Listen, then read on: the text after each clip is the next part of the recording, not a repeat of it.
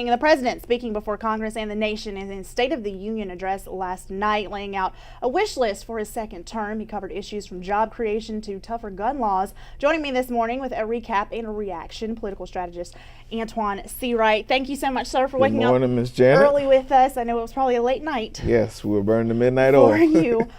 Let's just dig right into Sure. it this morning. Economic growth and jobs. The president even saying, making a pledge to raise minimum wage to $9 an hour. Got a standing ovation. Right. What are your thoughts on what he said about jobs and the importance of it? Well, I think that's what everybody was waiting to hear. One of the most important issues I think he came into as president was the whole economy and the job situation. So I think he was right on point.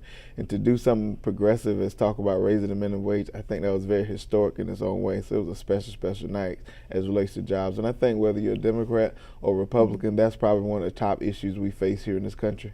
Especially here in South Carolina, we have dealt our fair share of unemployment woes, and Marco Rubio kind of coming out and rebuting that, saying that the president is to blame for the state that we're in, and when it comes to I think growth. That's just one of those examples of the propaganda pump that the GOP does quite frequently nowadays. You look at states like South Carolina, we have the 10th highest unemployment rate in the country.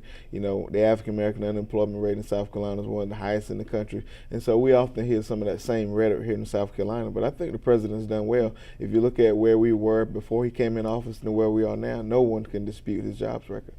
Talk about, for me, the issue on these spending cuts, and a lot of people saying if we do that, it's still going to hurt the middle class. President Obama talks about boosting the middle class, right. But a lot of people would say, well, in the long run, when you really look at the scheme of things, it's hurting them at the same time. What do you say to that? Well, one of the greatest quotes I heard last night when he says we can't continue to cut our way to prosperity, because the Republicans tend to think if we cut, somehow that's going to, make the middle class rise again and so forth. But at some point you have to stimulate the economy in some way, shape, or form.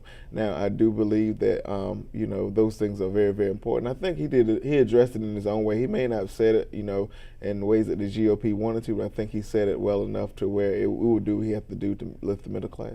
There was also some talk about gun control last night, and some of the victims and families of the victims from Sandy Hook were there. It's been just 2 months. The president touching on that and really calling to action, saying, Congress, you've got to vote on this. That was probably the most special part of his address last night. Seeing the parent of the child who was shot in Chicago and seeing the families in Sandy Hook.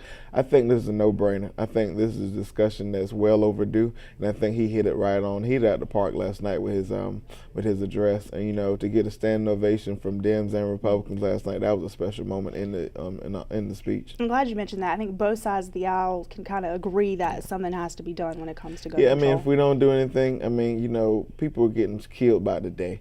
And I think it's time that we take this issue serious. What's wrong with a background check for people who are purchasing guns? We do it for everything else. Why not with something like guns? Touching on education, which I know is near and dear to absolutely. your heart, we just had a recent report from the EOC this week saying that South Carolina, our rates are pretty flat when it comes to high schools. And we noticed last night in the address the president making a challenge to, do what we can to get kids completing graduation and getting the graduation rates up. I screamed last night when he started talking about four-year kindergarten, because that's something we've been talking about here in South Carolina for a long, long time. It's so important. We have so many kids who enter into the first grade who can't do basic things like read, write, even spell their name. And so we have to invest early, because we invest early, Janet, it'll pay off later. He then went on to talk about higher education, how we have to keep college tuition affordable. So when people like me and you, we graduate from college, we will not have humongous student loan debt, and that's so important, because you graduate college and you go to get a job and you can't even afford to pay your bills because your student loan debt sometimes costs more than a house payment. So that was very, very important for him to address those issues. Do you think, because I know 4 years ago the president put forth the kind of plan of the race to the top, do you think this new challenge is to say, okay, race to the top didn't work, this is the new plan, or is this to supplement it? I think it's to supplement it. As everything in politics, when you implement certain policies, you have to reevaluate them and perhaps add on to them, or get rid of them and do something different. I think this is just to add on to what's been done with Race to the Top. I think Race to the Top has been effective.